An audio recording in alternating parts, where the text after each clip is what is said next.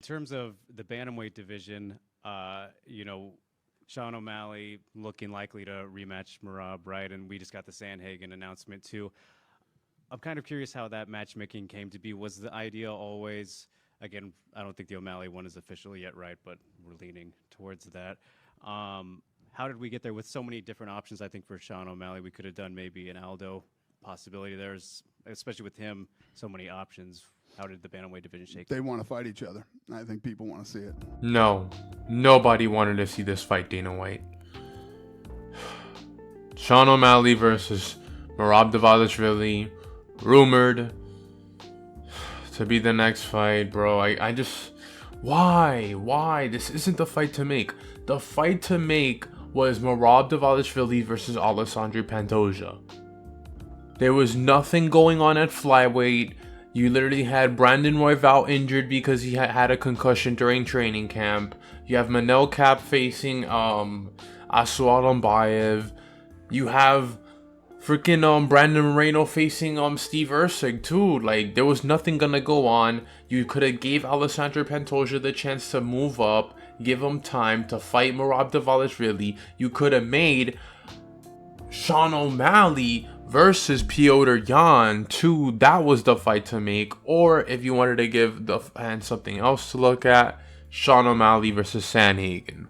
But no, bro, like, the UFC, I don't know what they're doing with their matchmaking. Has been horrible. Like, Jose Aldo is getting a fight against Ayman Zahabi, bro. Come on, bro. Ayman Zahabi, dude. Like obviously with Jose Aldo can't fight nobody above him because everybody else that's ranked above him has already fought or is already having a fight soon. So it's like, it sucks, man. But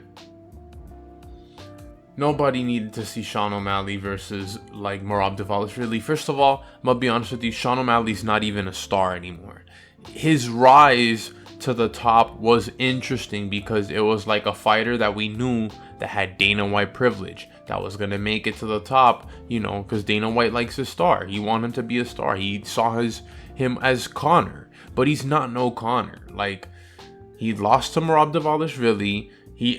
It was almost a close fight, but Merab pretty much dominated him on the ground. You had to give Sean O'Malley another fight. There was no need for come on, bro. It's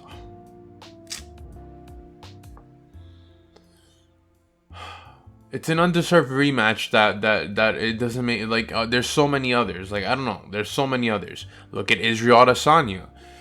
Loses the belt to Alex Pereira, gets the immediate rematch, then fights Sean Strickland, loses the belt, then fights Duplessis.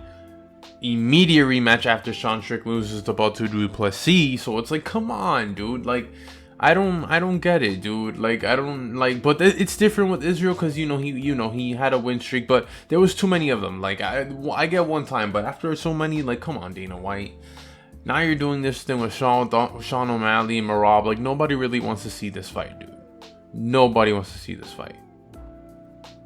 And I don't get what the UFC sees in sees in this fight, dude. Like, it's gonna be the same thing again. Merab Dvalishvili is gonna use his cardio to out grapple Sean O'Malley for all 5 rounds.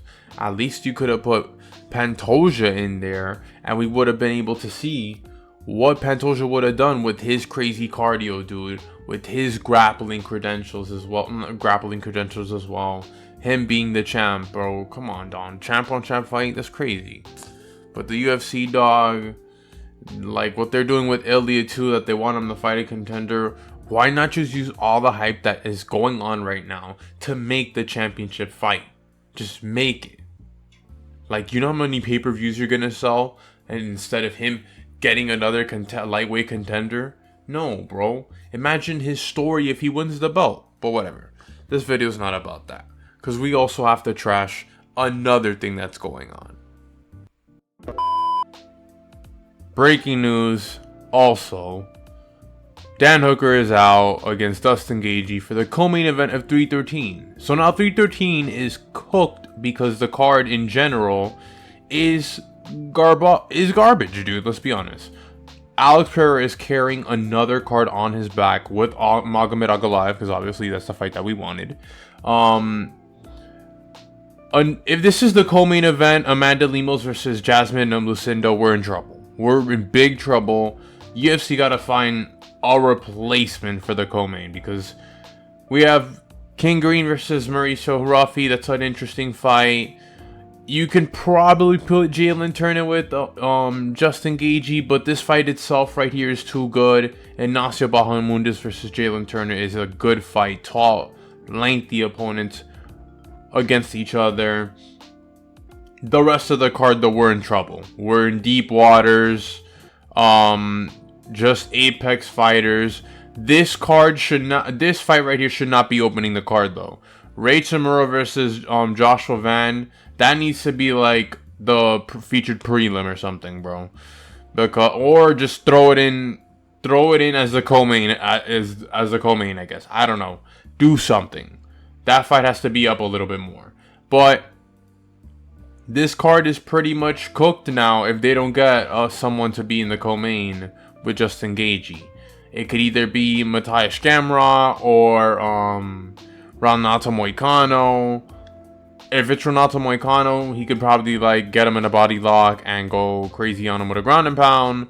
But I don't see this fight, happening. I just think it's gonna be canceled. And yeah, I don't think the UFC is gonna. They're not gonna make that fight. But we move on. And also, for 316, they announced that Juliana Pena will be defending her belt against Kayla Harrison. Another MMA fight that nobody wanted, let's be honest. But, let's be honest, 316 is cooked if we have Alessandro Pantoja versus Kai Car-France, and then you have this fight right here. Like, come on, bro. That, like, nobody wants to watch that. That's a pay-per-view that's trash. And I'm pretty sure the undercard for that is dookie as well. They gotta add an exciting fight. Now, one fight that I thought of was Colby Covington versus Ian Gary. That's enough time.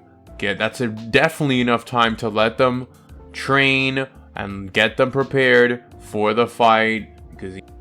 But yeah, 316 needs to be saved. They can even add Buckley versus Ian Gary on here, dude. Do something to save this card. If you're not gonna do Merab versus Pantoja, like, you still have time to do it, but if you're not gonna do it, at least do that to save the card. But I like, come on, UFC, give us Pantoja versus Merab. Give us a super fight. You're like, I don't know why the UFC is making it complicated to give us a super fight. Us fans want a super fight. I don't get it. But yeah, I'm Gene Epps MMA. Like and subscribe. I'm out.